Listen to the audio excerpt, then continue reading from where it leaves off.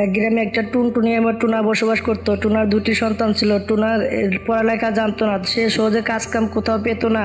Tuna মানুষের বস্তা মাথায় করে নিয়ে দিতে দিতে অনেক কষ্ট করে সে তার পরিবারকে অনেক কষ্ট করে খাবার জুটিয়ে দিত। তার সন্তানের পেট ভরাতো পরিবার নিয়ে এইভাবে চলছিল তাদের দিনকাল। স্বামী দেখো, আমাদের দুটি সন্তানের ঠান্ডায় বুকে জ্বর হয়েছে, তাদেরকে ডাক্তারের কাছে নিয়ে যেতে হবে, না হলে অনেক সমস্যা হয়ে যাবে। বাচ্চা দুটো দিন দিন ঠান্ডা জ্বর বেরিয়ে চলেছে, তাদেরকে ডাক্তার দেখাতে হবে। আমাকে কিছু টাকা দাও, আমি ডাক্তারের কাছে নিয়ে যাই, ডাক্তার দেখে নিয়ে আসি সন্তানদেরকে। বউ, আমার কাছে একটা টাকাও তো নেই, মালিক বলেছে আরো 2-4 দিন পর টাকা দিবে, তাহলে টাকা আমি ওকে কোথায় পাবো? স্বামী দেখো, বাচ্চা দুটার শরীরে হাত ধোয়া যাচ্ছে না, গরমে শরীর পুড়ে যাচ্ছে, অনেক জ্বর এসেছে, কিছু না কিছু একটা করতে হবে আমাকে। টুনা আর কি বলবে? টুনার তো কোনো কিছু বলার নেই, কারণ টুনা হচ্ছে অনেক গরিব। মানুষের কাছে টাকা চাইলেও তো টুনা পাবে না, কারণ জানে সে অনেক গরিব, তার দেওয়ার মতো কোনো কিচ্ছু নেই। এই কারণে সে মানুষের কাছে টাকা চাইলেও সে পাবে না। তখন টুনা বলতে থাকে, বউ দেখো, আমি জানি তোমার খুব কষ্ট হচ্ছে, কি করব বলো? আমরা গরিব মানুষ, আমাদের ঘরটা ভাঙাচোরা, আমাদের কোনো তো প্রতিবেশী নেই, কেউ তো কখনো আসেও না আমাদের সাথে কথা বলতে। তাহলে কার কাছে টাকা চাবো বলো? যার কাছে যাবো সেই না বলে দেবে। আমি জানি কেউ তো আমাদেরকে টাকা দিবে না, তাই না? তাহলে কি আমার সন্তান দুটোকে আমি চিকিৎসা করাতে পারবো না? আমার তো মাথা খারাপ হয়ে যাচ্ছে, এখন আমি কি করবো বলো তো? আমার তো মাথায় কোনো কিছু ধরছে না। স্বামী, আমার সন্তানে আমি কোনো কিছু হতে দেবো না, আমি ডাক্তারের কাছে চলে যাচ্ছি। এসব কথা বলে টুনটুনি পাখি তার 2 সন্তানকে নিয়ে সে তখন ডাক্তারের কাছে উড়ে চলে যায়। টুনটুনি আপু দেখো, তোমার সন্তানের শরীরে অনেক জ্বর, ছেলে উনকে মেয়ে দুজনের শরীরে আমি আপাতত কিছু ওষুধ দিয়ে দিচ্ছি। ওষুধ ফুরিয়ে গেলে তখন সুই নিতে সন্তানদেরকে নিয়ে চলে এসো আমার কাছে, কেমন? ঠিক আছে ডাক্তার ভাই, আমি কালকে সকালবেলা চলে আসবো। আমার কাছে এখন টাকা নেই, কালকে সকালে টাকা নিয়ে চলে আসবো। টুনটুনি পাখি তখন সন্তানকে নিয়ে বাসায় চলে আসে ওষুধগুলো নিয়ে। এদিকে রাত্রিবেলা ওষুধ খাওয়াতে কিছুটা জ্বর কমে পোলাপনের। এদিকে টুনা সকালবেলা কাজে চলে যায়। কাজের মালিক তখন তাকে কিছু টাকা দেয়। টুনা, এই নাও তুমি 500 টাকা, তোমার 2 দিনের ইনকাম। তুমি 2 দিন কাজ করেছিলে, তার বদলে 500 টাকা। আমার এখানে কাজ শেষ, তুমি অন্য কোনো জায়গায় কাজ দেখো। আমার এখানে কালকা থেকে তোমাকে আর আসতে হবে না, তুমি অন্য কোনো জায়গায় কাজ দেখো। টুনা তো 500 টাকা নিয়ে সে তো অনেক খুশি হয়ে যায়। সে তখন টুনটুনির হাতে 500 টাকা দেয়। স্বামী, তুমি 500 টাকা নিয়ে এসেছো, অনেক ভালো হয়েছে। এখন আমাদের কাছে 1 টাকা 1000 টাকার সমান কাজ করবে, কারণ আমাদের সন্তানদের শরীরটা খুব একটা ভালো না, কিছুটা জ্বর কমেছে। কালকে আমি সুই দিয়ে সন্তানদেরকে নিয়ে যাবো ডাক্তারের কাছে, এটা খুব ভালো হয়েছে। টুনটুনি পাখি তখন তার সন্তানদেরকে নিয়ে তখন ডাক্তারের কাছে উড়ে চলে যায়। ডাক্তার ভাই, আমার সন্তানের কয় টাকা বিল হয়েছে চিকিৎসার জন্য? টুনটুনি আপু, 2 বাচ্চার বিল হয়েছে 800 টাকা। ডাক্তার ভাই, আমার কাছে 500 টাকা আছে, আপাতত এটি রাখেন, আমি পরে আপনাকে দিয়ে দিব। ডাক্তার তখন 500 টাকা নিয়ে নেয়। এদিকে টুনটুনি পাখি তখন তার সন্তানদেরকে নিয়ে এসে তখন বাসায় চলে আসে। এদিকে ঠান্ডার দিনের পর দিন বেড়ে চলেছে। এদিকে টুনার কোনো কাজ কাম নাই। এদিকে রাত্রেবেলা আরো ঠান্ডা বেশি পড়ে। টুনার বাসায় কিন্তু ভাঙাচোরা ছিল, এই কারণে তার জানলা দিয়ে ঠান্ডা হাওয়া আসে, এবং কি তার জানলাটা নষ্ট ছিল, তার জানলা দিয়ে প্রচুর ঠান্ডা আসে। তখন তার মেয়ে বলতে থাকে, মা, আমার অনেক ঠান্ডা লাগতেছে, এইভাবে থাকলে তো আমার অনেক জ্বর এসে যাবে, মা কিছু একটা করো। বাচ্চাগুলো তো ঠিক কথাই বলেছে, এইভাবে ঠান্ডা আসতে থাকলে তাহলে তো আবার জ্বর এসে যাবে এবং কি ঠান্ডাও লেগে যাবে, তখন আমাদের আরো সমস্যা হয়ে যাবে, কিছু একটা করতে হবে আমাদেরকে। বউ, তুমি চিন্তা করো না, আমি 2-1 দিনের ভিতরে ঘরের কাজ কাম শুরু করে দিব, এবং কি যত কষ্ট হোক না কেন আমাকে কাজ কাম করাতেই হবে ঘরের, না হলে আমার সন্তানগুলো আবার অসুখে পড়ে যাবে। আমার সন্তানকে আর আমি অসুখে পড়তে দিব না, যত কষ্ট হোক না কেন আমার। টুনটুনি আর টুনা এসব কথা বলতে বলতে তার 2 সন্তানকে তারা পাকনার ভিতর লুকিয়ে রাখে। তখন এইভাবে তাদের রাতটা কোনো মতে পার হয়ে যায়। এদিকে পরের দিন আরো খারাপ অবস্থা হয়ে যায়। স্বামী দেখো, আজকের দিনে তো রোদ উঠছে না, কারণ আজকে এত ঠান্ডা পড়েছে বলার বাইরে। বউ, আকাশটা আজকে অনেক কালো দেখতেছি, মনে হয় বৃষ্টি হবে নাকি। বৃষ্টি হলে আমাদের সমস্যা হয়ে যাবে, চালু করে আমাদের ঘর বাড়ি কাজ করাতে হবে। স্বামী, আমরা এত চালু করে ঘর বাড়ি কিভাবে ঠিক করবো? এর সাথে আমরা একটা তিরপল নিয়ে আসি, তিরপলটা এনে আমাদের বাসাটা পেঁচিয়ে দেই, তাহলে হয়তো ভালো থাকলে থাকতে পারে, এছাড়া আমাদের আর কিছু করার নেই। তাদের ঘরে একটা তিরপল ছিল, তখন তারা সেই তিরপলটা নিয়ে তাদের ঘরের ছাদের উপরে তখন তারা দিয়ে দেয়।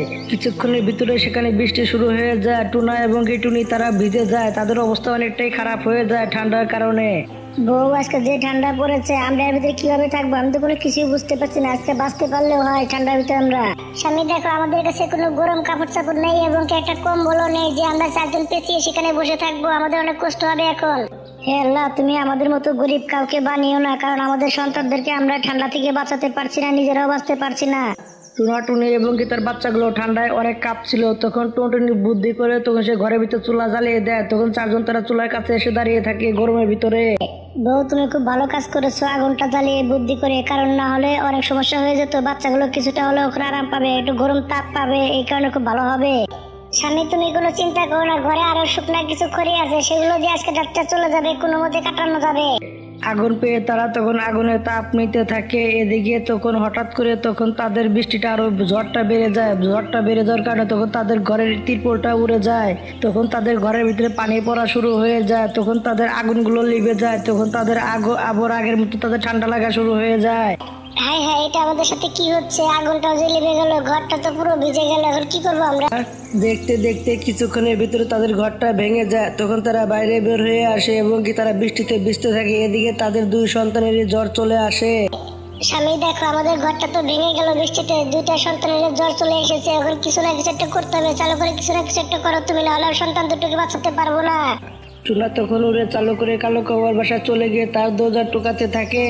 কালু ভাই প্লিজ তুমি আমাকে সহযোগিতা করো, আমার বাচ্চাগুলো বৃষ্টিতে ভিজতেছে, আমার ঘরটা ভেঙে গেছে, আমার বউ বাচ্চা সবাই বৃষ্টিতে ভিজতেছে, তাদের এমনিতে জ্বর শরীরে, এখন যদি ভিজে তাদেরকে আমি বাঁচাতে পারবো না। ভাই প্লিজ তুমি আমাকে একটু সহযোগিতা করো আমাকে। আরে ভাই তুমি অন্য কোথাও যেয়ে দেখো, কারণ আমার বউ যদি জানতে পারে গরি অনেক রাগী, সে আমাকেও ঘর থেকে বের করে দিবে তোমার সাথে, তাহলে আমাকেও বৃষ্টিতে ভিজতে হবে। ভাই তুমি অন্য কোথাও যেয়ে দেখো। টুনা তখন সেখান থেকে উড়ে চলে যায়। আরো কয়েকটা বাসা যায়, কিন্তু সব বাসায় একই কথা বলে। এদিকে তার ছোট ছোট বাচ্চা দুটোর অবস্থা খারাপ হয়ে গেছে, বিশেষ করে তার ছেলেটার অবস্থা খুবই খারাপ। মা তুমি আমাকে বাঁচিয়ে নাও, আমার দম টম সব বন্ধ হয়ে আসতেছে, মা আমি আর বসে খালি থাকতে পারছি না এখানে, মা আমার খুবই কষ্ট হচ্ছে এখানে খালি থাকতে। বাবা তোমার কোনো কিচ্ছু হবে না বাবা, তুমি একটু ধৈর্য ধরো, তোমার বাবা এখনই চলে আসবে, কিছু না কিছু একটা ব্যবস্থা করে অবশ্যই আসবে, তুমি ডরিও না বাবা, সবকিছু ঠিক হয়ে যাবে, তুমি কোনো চিন্তা করো না বাবা। টুনটুনি তখন তার দুই বাচ্চাকে পাকনার নিচে লুকিয়ে রাখে। এদিকে তার ছেলের চোখ আস্তে আস্তে বন্ধ হয়ে আসে। এদিকে টুনা সেখানে চলে আসে। স্বামী দেখো, আমাদের ছেলে তো চোখ বন্ধ করে এখানে শুয়ে আছে, তার কিছু হয়নি তো? দেখো তো, সে তো চোখ খুলছে না। টুনা তখন তার ছেলেকে হাতে নিয়ে সে তখন কান্না করতে থাকে আর তখন বলতে থাকে, বউ আমাদের ছেলে আর বেঁচে নেই, আমাদের ছেলে আর কোনোদিনও কথা বলবে না।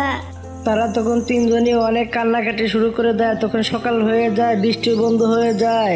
ও আমি পিতা নামের কলঙ্ক, কারণ আমি আমার সন্তানকে বাঁচাতে পারলাম না, আমার কারণে আমার সন্তানটা মারা গেল, আমি বাপ হওয়ার যোগ্যতায় রাখি না, তাই না বউ? স্বামী দেখো, আমাদের মেয়েটারও শরীরে অনেক জ্বর, আমার মেয়েটার কিছু হয়ে গেলে আমি বাঁচতে পারবো না, চালু করে আমাদেরকে ডাক্তারের কাছে যেতে হবে। তখন তারা ডাক্তারের কাছে চলে যায়। ডাক্তারের কাছে গিয়ে তার মেয়ের জন্য ওষুধ নেয়। তখন টুনা টুনি তখন তারা দুজন মিলে সবকিছু খুলে বলতে থাকে তাদের বিষয় ডাক্তারের কাছে। সবকিছু শোনার পর কবুতরের মনটা অনেকটাই খারাপ হয়ে যায়। তখন কবুতর বলতে থাকে, জানি না আল্লাহ তালা গরিব মানুষের উপরে কেন এত অত্যাচার করেন, আমি তো কোনো কিছু বুঝতে পারি না, কারণ দেখো আল্লাহ তালা যখন যেটা করে মানুষের মঙ্গলের জন্যই করে। দেখো যা কিছু হবার হয়েছে, এখানে কিছু টাকা আছে, টাকাগুলো রেখে দাও, তোমাদের বাসা বাড়ি ঠিক করে নাও। ডাক্তার ভাই আপনাকে অনেক অনেক ধন্যবাদ আমাদেরকে সহযোগিতা করার জন্য। ওখানে আমি একটা ঘর বানাবো, আমার সন্তানকে আমি শীতের মধ্যে আর কখনো বাইরে বের হতে দেবো না, ওখানে আমার সন্তানদেরকে আমি খুব ভালোভাবে মানুষ করতে পারবো। ভাই আপনাকে অনেক অনেক ধন্যবাদ, আপনার ঋণ আমি কোনোদিন শোধ করতে পারবো না। সেই টাকাগুলো দিয়ে টুনাটুনি তারা সুন্দরভাবে মজবুত একটা ঘর তৈরি করে। সেই ঘরের মধ্যে তারা বসবাস করতে থাকে। এদিকে তাদের তিনজনের জন্য ছুটের জামা কাপড় কিনে, তাদের জন্য সুন্দর সুন্দর জামা কাপড় কিনে। সামনে আমি হাজার চেষ্টা করে ওই দিনগুলো কোনো মতে ভুলতে পারতাছি না, কারণ ওই দিনে যে আমাদের সন্তানকে আমি যে হারিয়ে ফেলেছি, এই কারণে আমি ওই দিনগুলো কখনোই ভুলতে পারছি না। বউ দেখো, আমাদের গরিব মানুষের জীবনটাই তো এরকম, তাই না? সেদিন যদি আমাদের কেউ একটু সহযোগিতা করতো, টাকা পয়সা না দিয়ে যদি কেউ একটু থাকতে দিত তাদের বাসায়, তাহলে আমাদের কি অবস্থা হতো না? কালো কেউ সহযোগিতা করলো না, কেউ তো আমাদের সহযোগিতা করলো না, তাই না? আমাদের গরিব মানুষের জীবনটাই হচ্ছে এরকম, কষ্টে কষ্টে জীবনটা চলে যায়, আর কি করার, কোনো কিচ্ছু করার নেই। বউ রাগ করে থেকো না, মন খারাপ করো না। বন্ধুরা, গল্পটা এইভাবে শেষ হয়ে যায়। বন্ধুরা, গল্পটা যদি ভালো লেগে থাকে তাহলে একটা লাইক করবেন, একটা কমেন্ট করবেন, আর চ্যানেলটা সাবস্ক্রাইব করে পাশে থাকবেন। ধন্যবাদ আপনাদের সবাইকে আমাদের পাশে থাকার। বৃষ্টির সিজন শুরু হয়ে গেছে, এদিকে সব পাখিরা ঘর বাড়ি বানিয়েছে, কিন্তু টুনটুনি পাখি এবার কোনো ঘর বাড়ি বানায়নি, সে ছোট্ট একটা বাসায় বসবাস করত। স্বামী এবার তো টুনটুনি পাখি তো পাকা ঘর বানালো না, তাহলে এবার বৃষ্টি আমরা কোথায় থাকবো? আগের বার তো টুনটুনি পাখির বাসায় ছিলাম, এবার কোথায় থাকবো নে? বউ তুমি কোনো চিন্তা করো না, যেখানে টুনটুনি পাখি থাকবে সেখানে আমরা থাকবো, কারণ আগের বার যেরকম থেকেছিলাম তার সাথে এবারও তার সাথে থাকবো। এবার আমি শুনেছি সে নাকি গর্ভবতী হয়েছে, দেখি কিছু না কিছু একটা ব্যবস্থা তো অবশ্যই করবে তার সন্তানের জন্য, তাই না? তারা জামাই বউ এসব কথা সেখানে বসে বসে বলছিল তাদের বাসায়। সেখানে তখনই ডাক্তার চলে আসে। আসেন ডাক্তার আপু আসেন, এখানে আপনার তো কষ্ট করে আসা কি প্রয়োজন ছিল? আমাকে বললে তো আমি আপনার কাছে চলে যেতাম। না না, আমি এখান দিয়ে যাচ্ছিলাম, তাহলে ভাবলাম তোমাদের সাথে কথা বলে যাই আর তোমাদেরকে একটা খুশি খবর দিয়ে যায়, তাহলে তোমরা কথাটা শুনে অনেক খুশি হবে। ডাক্তার আপু খুশির খবর? কিসের খুশির খবর বলেন তো একটু শুনি। কালু ভাই, কথাটা শুনলে তুমি অনেক অবাক হয়ে যাবে, কারণ তোমার বউ গর্ভবতী, তোমার বউয়ের বাচ্চা হবে, তুমি বাবা হতে চলেছে, না তোমার বউয়ের রিপোর্ট। ডাক্তার আপু, এটা তো খুব খুশির খবর, আমার তো শুনে খুবই আনন্দ হচ্ছে যে আমি বাবা হতে চলেছি, আমার বউয়ের বাচ্চা হবে। দাঁড়ান, আপনাকে কিছু আমি দিচ্ছি। এসব কথা বলে কালু কাবু তখন নিজের বাসা থেকে তাকে কিছু টাকা সেখান থেকে দিয়ে দেয়, সে খুশি হয়ে। ডাক্তার আপু, এই টাকাগুলো রাখো, আমি তোমাকে খুশি হয়ে টাকাগুলো দিলাম। কালু, আমি একটা কথা বলি শোনো, বৃষ্টি বাদলের দিন গড়ে যেন কোনো মতে বৃষ্টিতে না ভিজে, না হলে কিন্তু তোমার সন্তানের সমস্যা হতে পারে, গরিবের সমস্যা হবে, কথাগুলো মাথায় রেখো। এসব কথা বলে তখন ডাক্তার সেখান থেকে উড়ে চলে যায়। শুনেছো ডাক্তার আপু কি বলে গেল, আমি বৃষ্টিতে ভিজবো না, না হলে আমার সন্তানের সমস্যা হয়ে যাবে। চালু করে আমার জন্য একটা পাকা ঘরের ব্যবস্থা করে দাও, আমি সেখানে থাকবো। ঠিক আছে বউ, আমি যাচ্ছি ঘরের ব্যবস্থা করতে। ঘরের ব্যবস্থা করে তারপরে বাসায় ফিরে আসবো, তুমি কোনো চিন্তা করো না, আমার সন্তানের জন্য আমি যে কোনো কিছু করতে পারি। এসব কথা বলে তখন কালু তখন চলে যায়, টুনটুনি পাখির কাছে চলে যায়। টুনটুনি আপু, তুমি এবার পাকা ঘর কেন বানালে না? বৃষ্টি দিন তো চলে এসেছে, তুমি এবার কোথায় থাকবে, কি করবে, কোনো কিছু তো বললাম না আমি। কালু ভাই, আমি মা হতে চলেছি, ডাক্তার বলেছে আমাকে আমি পরিশ্রমের কাম যেন না করি, এই কারণে পরিশ্রমের কাজ করছি না। গর্ভবতী হলে তো সমস্যাই হয়, কিন্তু তাহলে ঘর তো বানাতে হবে, তাই না? বৃষ্টিতে ভিজতে পারবে না, বৃষ্টিতে ভিজলে গেলে তোমার সন্তানেরও সমস্যা হবে, তোমারও সমস্যা হবে, ডাক্তার তো কথা বলে গেছে, তাই না? বাহ কালু ভাই, তুমি তো অনেক কিছু জানো দেখি, তুমি তো অনেক বুদ্ধিমান, ক্ষমতা বুদ্ধি আছে বলতে হবে। এই কারণে আমি আগে থেকে কিছু টাকা জমিয়ে রেখেছি, এবার পাকা ঘর বানাবো না, বানানো ঘর এবার আমি কিনে রাখবো, এই কারণে টাকা আমি জমিয়ে রেখেছি। টুনটুনি আপু, তুমি কবে কিনবে ঘর? কবুতর ভাইকে আমি বলে রেখেছি, সেই ঘর বানিয়ে দিয়ে খুব চালু চালু করে আমি এবার টাকা জমিয়ে রেখেছি।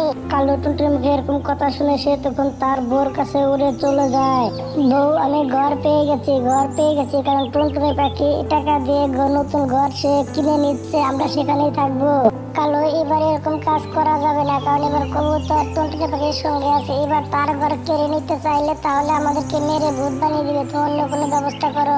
তা না হলে আমার কাছে শুধু একটা বুদ্ধি বাকি আছে, কারণ টুনটুনি পাখি যে টাকাগুলো আছে সেগুলো রাত্রেবেলা আমি চুরি করে নিয়ে আসবো, সেই টাকা দিয়ে আমরা ঘর কিনে নিবো, তাহলে আর কিছু করতে পারবে না। এই বুদ্ধিটা তোমার ঠিক আছে। কালো আর বুড়ি তারা দুজন এই বুদ্ধি করতে থাকে বাসায় বসে বসে। এদিকে রাত হয়ে যায়, তখন কালোকে রাত্রেবেলা টুনটুনি পাখির বাসা থেকে তার টাকার পুটলাটা চুরি করে নিয়ে যায়।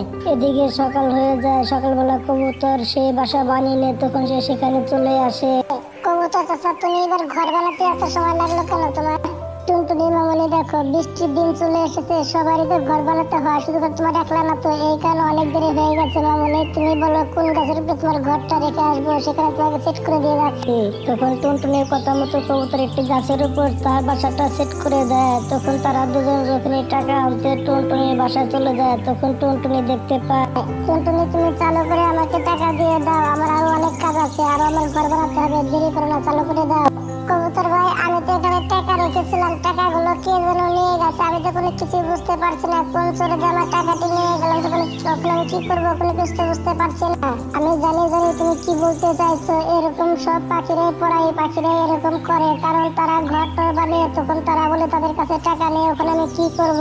তোমাকে কিছু করতে হবে না, টাকা থাকলে দাও, না হলে আমি ঘর অন্য কারো কাছে আমি বেঁচে দিব, তুমি কোনো চিন্তা করো না। টুনটুনি পাখির টাকা তো হারিয়ে গেছে, টুনটুনি পাখির টাকা কোথা থেকে দিবে এই ভেবে তখন সে আর কিছু বলে না। এদিকে কবুতর তখন তার ঘর নিয়ে এসে ফেরত যেতে থাকে, তখন কালো কবুতরকে থামিয়ে তখন কবুতরের ঘরটা কিনে রেখে দেয়। টুনটুনি পাখি তো অনেক চালাক একটা পাখি, সে তো মানুষের কাছ থেকে ধোঁকা দিয়ে দিয়ে এসব নিতে চায়, তোমার কাছ থেকে নিতে চেয়েছিল, পারেনি। এই নাও কবুতর ভাই, আমরা কিন্তু টুনটুনি পাখির মতো তো চালাক চতুর না, এই নাও আমাদের টাকা পয়সা নেওয়ার ঘরটা দিয়ে দাও। টুনটুনি পাখি বুঝবে ঠেলা, এখন তো বুঝবে না, যখন রাত্রেবেলা বৃষ্টিতে যখন ভিজবে, যখন তার সন্তানদের সমস্যা হবে, তার সমস্যা হবে, তখন সে বুঝতে পারবে। তোমরা অনেক ভালো মানুষ, ঘরটা রেখে দাও, আমি চলে গেলাম। কবুতর তখন টাকা পয়সা নিয়ে এসে তো উড়ে যেতে থাকে। এদিকে কালো আর বুড়িতে নতুন নতুন ঘর দিকে তারা খুশি হয়ে যায়। আমি তোমাকে বলেছিলাম না এবার সুন্দর একটা ঘর বানিয়ে দিব, না এবার তো ঘরের ব্যবস্থা করে দিয়েছি, তাই না? এবার তো খুশি হয়েছে, এবার আমার সন্তানের কোনো সমস্যা না হয়। এবার তো টুনটুনি পাখির কষ্টের শেষ নেই, কারণ এবার সে ঘরও বানাতে আর পারবে না, সময়ও নেই, এবং কি তার টাকাগুলো আমরা চুরি করে নিয়ে এসেছি, সে কি করবে জানি না, এবার তো তার মরার মতো অবস্থা হবে। জানি না কোন শয়তান আমার টাকাগুলো চুরি করে নিয়ে গেছে, আজকে রাতে বৃষ্টি হলে তখন আমি কোথায় থাকবো, চিন্তা চিন্তা মাথা খারাপ হয়ে যাচ্ছে। দিচ্ছে। টুনটুনি বাসায় বসে বসে কান্না করতে থাকে। এদিকে সন্ধ্যা হয়ে যায়। সন্ধ্যাবেলা আকাশের অবস্থা খুবই খারাপ হয়ে যায়। তখন সেখানে ঠান্ডা ঠান্ডা বাতাস ছেড়ে দেয়। এদিকে টুনটুনি পাখি তার পুরানো বাসায় বসেছিল। তখন সে চিন্তার ভিতর পড়ে যায়। সে তখন অনেক চিন্তায় পড়ে যায়। হে আল্লাহ, তুমি আমার সাথে এমনটা কেন করছো? আমি কি এমন পাপ করেছি যে আমাদের পাপের শাস্তি দিচ্ছ? আমি যাই দেখি কারো বাসা থাকতে পারি কিনা। আজকে উড়ে যাই দেখি বৃষ্টি চলে আসবে, না হলে আমার সমস্যা হয়ে যাবে সন্তানের। দেখি কারো বাসা থাকতে পারি কিনা। টুনটুনি পাখি এসব কথা বলতেছিল, সেখানে তখন বৃষ্টি চলে আসে। টুনটুনি পাখি তখন অন্যের বাসায় চলে যায়। একটা বাসা গিয়ে দরজা টুকাতে থাকে। সেই বাসা থেকে কালো আর গড়ি বের হয়ে আসে। আরে কালো ভাই, গড়ি আপু, তোমাদের ঘরেটা প্লিজ। গড়ি আপু, তোমাদের ঘরে আমাকে আজকে ডাক্তার থাকতে দাও। বাইরে অনেক বৃষ্টি হচ্ছে, না হলে আমার সমস্যা হয়ে যাবে। কিসের জন্য তোমাকে আমাদের ঘরে নেবো? আমরা কি এতিমখানা খুলে রেখেছি নাকি যে যাকে তাকে আমাদের ঘরে ঢুকিয়ে নেবো? যাও এখান থেকে, যাও বলছে, না হলে ভেঙে হাত পা গড়িয়ে দেবো। যাও এখান থেকে বলছে, ফোকের নেপো থাকার। এসব কথা বলে গড়ি তখন মুখের উপর দরজা বন্ধ করে দেয়। টুনটুনি পাখি তখন সেখান থেকে উড়ে যাচ্ছিল, তার অনেক কষ্ট হচ্ছিল। সে তখন একখানে দাঁড়িয়ে যায়। সেখান দিয়ে একটা পরী উড়ে যাচ্ছিল, তখন সেখানে চলে আসে। টুনটুনি পাখি, তুমি দাঁড়িয়ে দাঁড়িয়ে কান্না করছো কেন? আর এত ভয়ঙ্কর বৃষ্টিতে তুমি এখানে ভিজছো কেন? তোমার তো সমস্যা হয়ে যাবে। তুমি এখানে ভিজে ভিজে কি করছো? তোমাকে কোথাও ঘর বাড়ি নাই নাকি? টুনটুনি পাখি তখন কাঁদতে কাঁদতে সব কথা বলে দেয়। তার যে টাকা পয়সা ছিল সব চুরি হয়ে গেছে সে কথা বলে দেয়। সে কথা শুনে পরী তখন বলতে থাকে, টুনটুনি পাখি, তোমার সাথে অনেক খারাপ হয়েছে। তুমি কোনো চিন্তা করো না, আমি এসে গেছি। আমি জাদু করি, আমি তোমাকে মরতে দিতে পারি না, তোমার সন্তানকে মরতে দিব না। তুমি কোনো চিন্তা করো না। আমি তোমাকে সুন্দর একটা ঘর বানিয়ে দিব, যাতে তুমি সারা জীবন এখানে বসবাস করতে পারো। তোমার একটু সমস্যা হবে না। তুমি একটু দেরি করো, আমি তোমাকে ঘরে ওখানে বানিয়ে দিচ্ছি। পরী তখন জাদু করে সে তখন সুন্দর একটা ঘর বানিয়ে দেয়। ঘরটা দেখে টুনটুনি পাখি অনেক খুশি হয়ে যায়। টুনটুনি পাখি, তুমি আজকে থেকে এই ঘরে থাকবে। এই ঘরটা ছোট্ট হলে কি, এই ঘরটা অনেক মজবুত। ঝড় তো বলে এই ঘরটা কোনো কিছু হবে না। এই ঘরে থাকলে তোমার আর কোনো সমস্যা হবে না। তুমি এখন থেকে এই ঘরের মালিক, তুমি আর কোনো চিন্তা করো না। পরী আপু, তোমাকে অনেক অনেক ধন্যবাদ। তুমি না থাকলে হয়তো আজকে আমি মারা যেতাম, হয়তো সন্তানটাও মারা যেত। কিন্তু তোমার কারণে আমার সন্তানরা আমি দুজনই বেঁচে যাবো। পরী আপু, তোমার উপকারের ঋণ আমি কোনোদিনও শোধ করতে পারবো না। টুনটুনি পাখি এসব কথা বলে সে তখন ঘরের ভিতর চলে যায়। টুনটুনি পাখি তখন সেই ঘরে বসবাস করতে থাকে। এদিকে সে দুটো ডিম পারে, সে তো অনেক হাসি খুশি মনে সে বাসায় বসবাস করতে থাকে। বন্ধুরা, গল্পটা দেখে শুনে তোমরা কি বুঝতে পারলে? দেখো, একজনে ভালো আরেকজন দেখতে পায় না, এটাই পৃথিবীর নিয়ম। কিন্তু বন্ধুরা, আল্লাহ তাআলা চাইলে কেউ কারো কোনদিন ক্ষতি করতে পারে না। সে চাইলে সবকিছু সম্ভব। বন্ধুরা, তোমরা কারো কখনো ক্ষতি করো না, ক্ষতি করার চেষ্টাও করো না। পারলে তোমরা সহযোগিতা করার চেষ্টা করো, তাহলে আল্লাহ তাআলা নিজেও খুশি হন। সেই ব্যক্তিকে তাকে আল্লাহ তাআলা নিজেও ভালো। বন্ধুরা, গল্পটা এইভাবে শেষ হয়ে যায়। বন্ধুরা, গল্পটা দেখে তোমরা কি বুঝতে পারলে? যেমন কর্ম তেমন তার ফল। ভালো কাজ করলে ভালো ফল পাবে, খারাপ কাজ করলে অবশ্যই খারাপ ফল পাবে, দুদিন আগে আর পরে। বন্ধুরা, গল্পটা যদি ভালো লেগে থাকে তাহলে একটা লাইক করবেন, একটা কমেন্ট করবেন, আর চ্যানেলটা সাবস্ক্রাইব করে পাশে থাকবেন। ধন্যবাদ আপনাদের সবাইকে আমাদের পাশে থাকার জন্য।